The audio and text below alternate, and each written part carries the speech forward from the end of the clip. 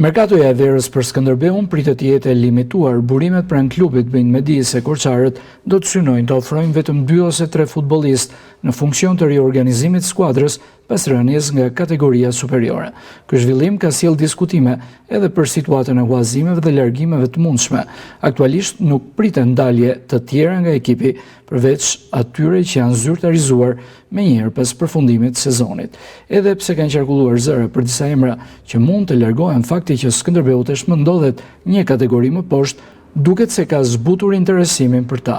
Një element pozitiv për klubin është mundësia e rikthimit të disa lojtarëve të huazuar në skuadrat e kategorisë së parë. Këta futbollistë mund të shihen si përforcime të brendshme, pasi do të kenë një tjetër shans për të luftuar për një vend në formacionin e trajnerit.